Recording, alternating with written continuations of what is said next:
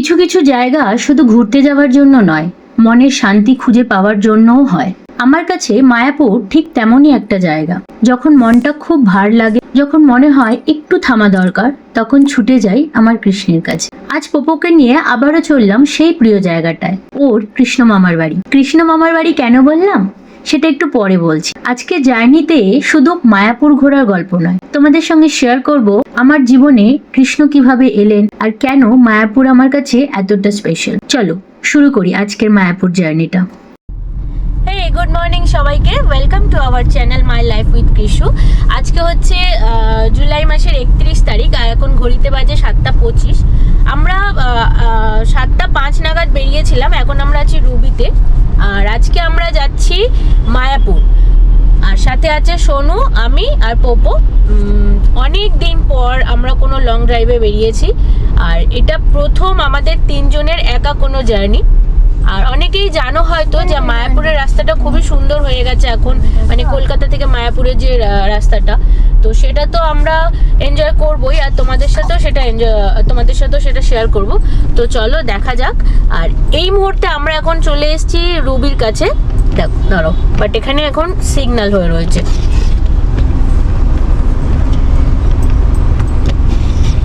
তো আমরা এখন রুবির সিগন্যালে দাঁড়িয়েছি। বেরিয়েছি অনেকক্ষণ, কিন্তু সেইভাবে ভিডিও করে ওটা হয়নি। আর তাছাড়া কারণ পোপো আমাদেরকে গল্প শোনাচ্ছিল একটা ড্রাগনের, তাই না পোপো? পোপো তুমি কি শোনাচ্ছিলে আমাদেরকে গল্প? আমরা পোপোর কাছে গল্পই শুনছিলাম। শুনে টুনে এখন থেকে আর কি ভিডিওটা স্টার্ট করলাম। তো চলো তোমাদের সঙ্গে যেতে যেতে রাস্তাটা শেয়ার করছি, আর জানাবে কিন্তু কেমন লাগলো।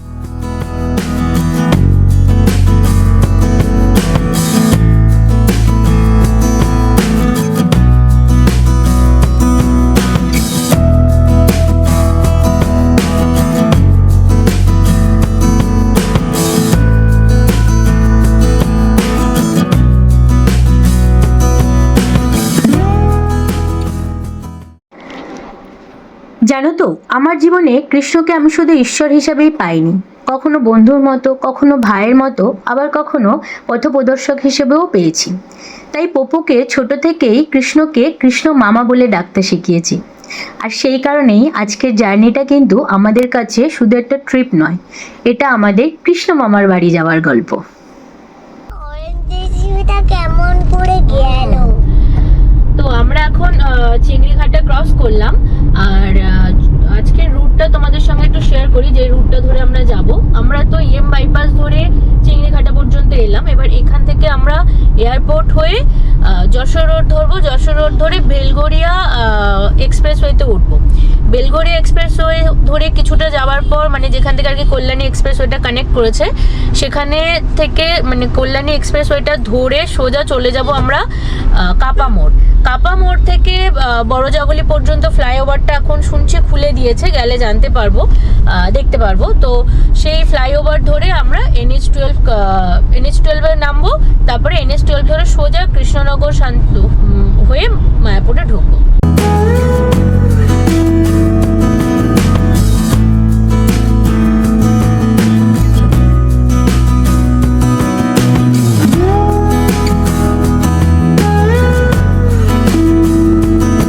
এই দেখ, পোপোর ঘুম পেয়েছে, কিন্তু ও ঘুমাবে না। তাই ওকে বলছি তোমরা ঘুমাও, তুমি ঘুমাও, তোমার জন্যই ট্রিপ। আর দেখো আমরা সবাই কিন্তু রেড পরেছি। এটা হচ্ছে পোপোর আবদারি বলা চলে, যে আমরা আজকে যাব, আমাকে বলেছে মা আমরা সবাই কিন্তু রেড পরবো। সেই জন্য পোপোর পাপা রেড, পোপোর মাও রেড, তিনজনেই রেড পরতে হয়েছে। সিট বেল্ট খুলো না, সিট বেল্টটা পরে নাও। সিট বেল্ট পরে গাড়ি চলতে হয় বাবান, সিট বেল্ট পরে নাও।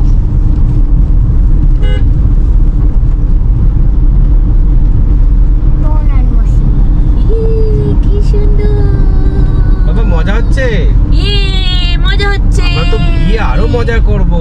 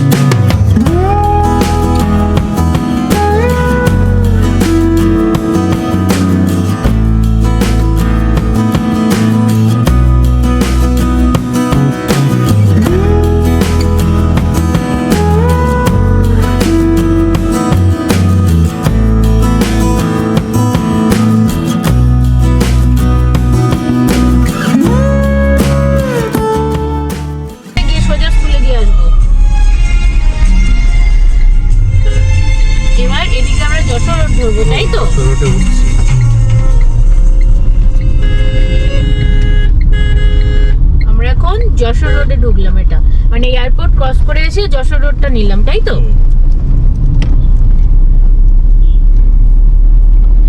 এর আগের বারে তো আমরা এই দিক থেকে আবার একটা টার্ন নিয়েছিলাম না, সে গলি মতো রাস্তা দিয়ে মুজাফফর আহমেদ রোড না কি ছিল তো? নেব না তো এবারে। ওটা নেব এবারে না। আমরা ইয়েতে যাব, দেখ না বেলঘরিয়া এক্সপ্রেস।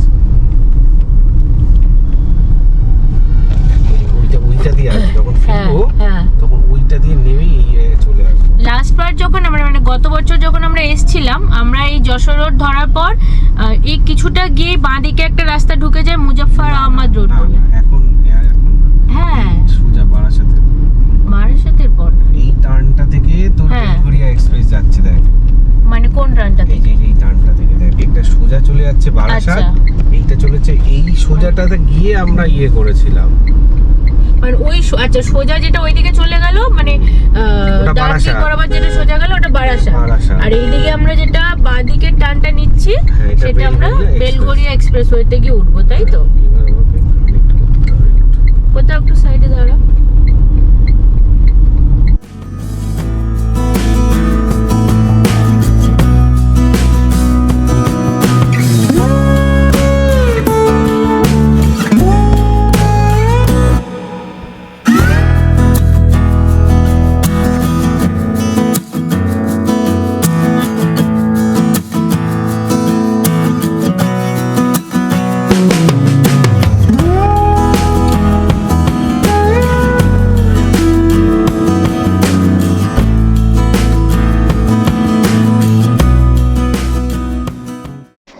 আমরা এখন কল্যাণী হাইওয়ে ধরে এগিয়ে চলছি। রাস্তার দুধারে সবুজ আর সুন্দর পরিবেশটা সত্যিই দারুণ লাগছে। কলকাতা থেকে মায়াপুর যাওয়ার পথের এই যে রুটটা কিন্তু খুব গুরুত্বপূর্ণ। রাস্তাটা বেশ চওড়া আর মসৃণ, সোনুর তো ড্রাইভ করতে বেশ লাগছে। আর রাস্তা যত এগিয়ে চলছে ততই যেন মনে হচ্ছে আমি আমার কৃষ্ণের আরও কাছে এগিয়ে যাচ্ছি। আর পোপো তো একেবারে আনন্দে আত্মহারাই হয়ে আছে। বাঁদিকের রাস্তাটা চলে যাচ্ছে ব্যারাকপুর, সোজা কল্যাণী, আর ডান দিকে মোহনপুর। এই যে বাঁদিকের রাস্তাটা ঢুকছে এদিকে চলে গেলে ব্যারাকপুর, আর সোজা আমরা যাচ্ছি এখন কল্যাণী। ঘড়ি নিয়ে ব্যস্ত। আজকে সকাল থেকে ওয়েদারটা কিন্তু দারুণ হয়ে রয়েছে। মনে হয় যে মেঘ যা করেছে, মনে তো হচ্ছে বৃষ্টি হবে। দেখা যাক, এমনিতেও তো কদিন ধরে বৃষ্টি হচ্ছেই, তো দেখা যাক বৃষ্টিটা যদি হয়ে যায় তাহলে পাপা সেই মজা হবে, বল বাবান? বৃষ্টিতে তুই বৃষ্টিতে কখনো আমরা সেইভাবে গাড়ি নিয়ে বেরোইনি বলতে গেলে, গাড়ি যদিও বা খুব কমই বেরোয়, তো আজকে যদি একটু বৃষ্টি হয়ে যায় তো সেই ব্যাপার, তাই তো পোপো? রাস্তাটা পুরোটাই ফাঁকা, পুরোটাই ফাঁকা আর অসাধারণ। কেমন লাগছে চালিয়ে? একটু জোরে কথা বল। দারুণ। আরে জোরে জোরে। আরে ও ভীষণ আস্তে কথা বলে, পাপা ভীষণ আস্তে কথা বলে না রে পোপো? ভালো লাগছে প্রথম একা ছেলে আর বউকে নিয়ে যাচ্ছিস? হ্যাঁ, কল্যাণী আর 2 kilometre, Shyamnagar 20 railway kilometre. 20 kilometre. মা হয়ে যাবার পর আমি আরো টেলা হয়ে গেছি। আমরা এখন আছি বড়জাগুলি ফ্লাইওভারের ওপর।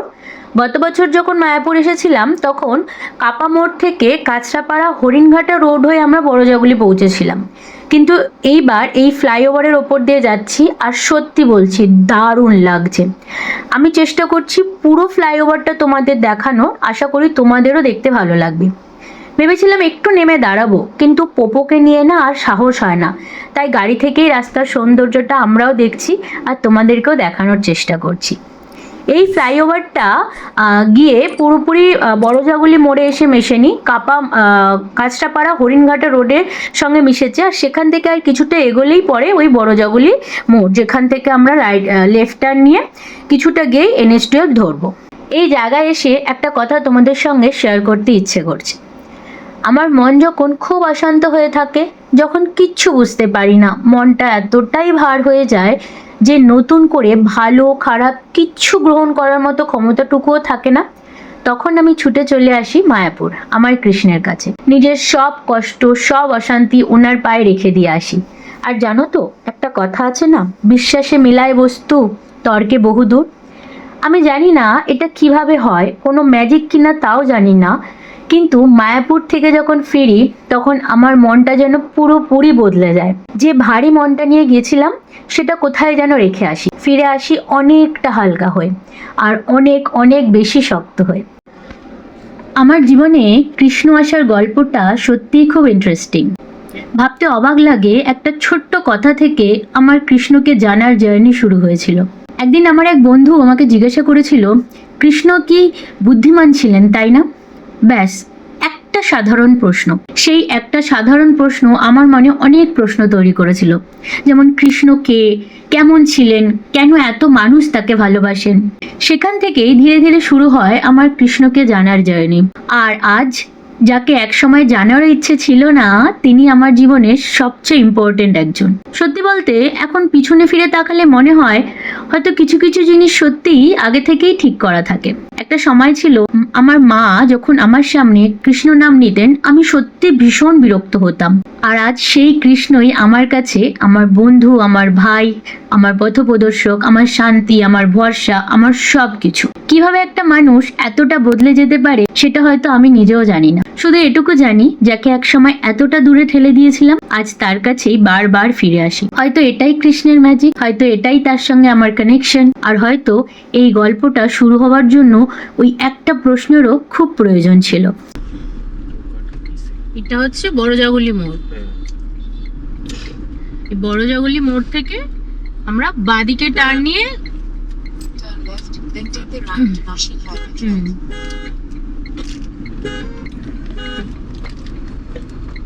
বড়জাগুলির মোড়, এটা হচ্ছে বড়জাগুলির মোড়। এখান থেকে আমরা বাঁদিকে যে রাস্তাটা ঢুকে যাচ্ছে এই রাস্তাটা দিয়ে সোজা একটুখানি গেলে সার্ভিস রোডটা শেষ হয়ে আমরা NH-12 এ কানেক্ট করে যাব।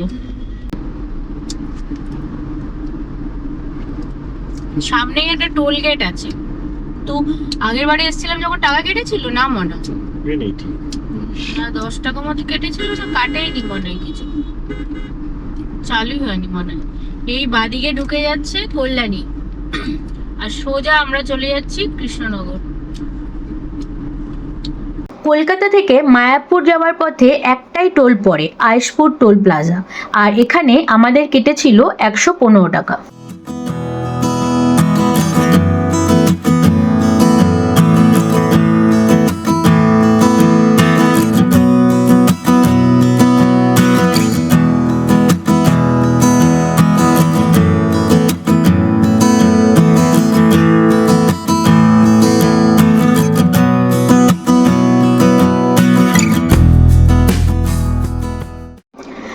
আমরা এখন NH-12 ধরে ছুটে চলছি মায়াপুরের দিকে। আর এই রাস্তার সৌন্দর্য সম্পর্কে যতই বলবো ততই কম, মানে এক কথায় অসাধারণ। রাস্তার দুপাশে সুন্দর ল্যান্ডস্কেপ আর বৃষ্টির পর চারপাশের সবুজ যেন এই পথটার সৌন্দর্য কয়েক গুণ বাড়িয়ে দিয়েছে। গাড়ি নিয়ে এই রাস্তা ধরে যেতে যেতে চোখের সামনে একের পর এক সুন্দর দৃশ্য, কোথাও সবুজ, কোথাও খোলা আকাশ। সত্যি বলছি, এই রাস্তায় তোমাকে কিন্তু একটু বোর হতে হবে না, বরং কখন যে পথটা এতটা এগিয়ে চলে গেলে সেটা বুঝতেই পারবে না। আর আমাদের গন্তব্য সে তো আরো স্পেশাল, মায়াপুর, আমাদের কৃষ্ণ মামার বাড়ি।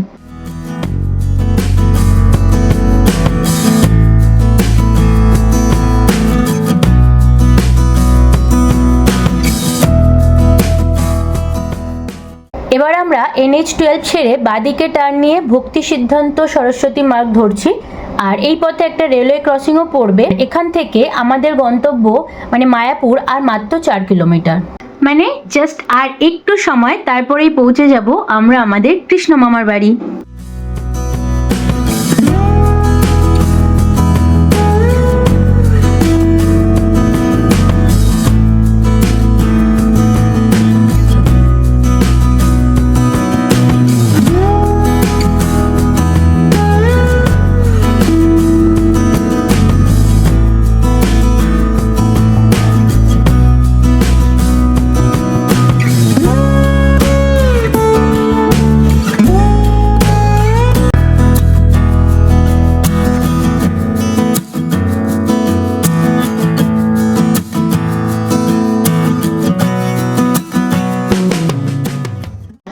দেখা যাচ্ছে বিশ্বের সবচেয়ে বড় বৈদিক টেম্পল।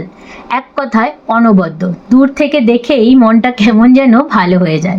এবার একটা দরকারি ইনফরমেশন তোমাদের দিয়ে রাখি, মায়াপুর ঢোকার মুখেই মানে একদম গেটেই তোমাদের কাছে পার্কিং এর জন্য প্রথমে 150 টাকা চার্জ নেবে একদিনে, আর যখন গাড়ি নিয়ে বেরোবে তখন বাকি অ্যামাউন্টটা কেটে নেওয়া হয়। তাই পার্কিং স্লিপটা কিন্তু অবশ্যই যত্ন করে কাছে রাখবে।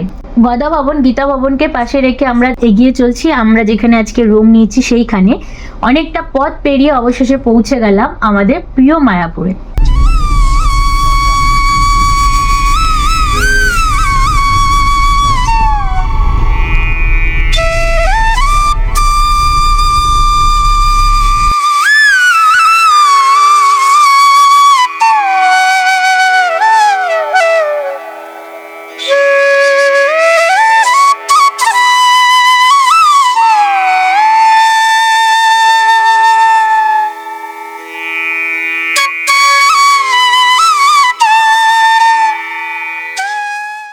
তো আমরা নিজেরা ড্রাইভ করে মায়াপুর চলে এলাম, আর এখন ঘড়িতে বাজে 11টা। আমরা স্টার্ট করেছিলাম 6:45 নাগাদ, মানে ওই প্রায় 4 ঘন্টা মতো টাইম লেগেছে।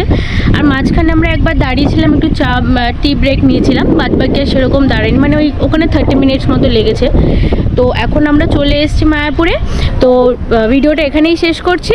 পরের পার্টে আমরা তোমাদেরকে দেখাচ্ছি যে আমরা কোথায় উঠেছি, সেখানে কি হোটেল ভাড়া কত, মানে আমরা মায়াপুরের ক্যাম্পাসের ভেতরেই রয়েছি এবং কোন ভবনটাতে উঠেছি সেটা তোমাদের পরের ভিডিওতে শেয়ার করছি। তো চলো, আজকের মতো এতটাই, আবার পরের ভিডিওতে দেখা হবে।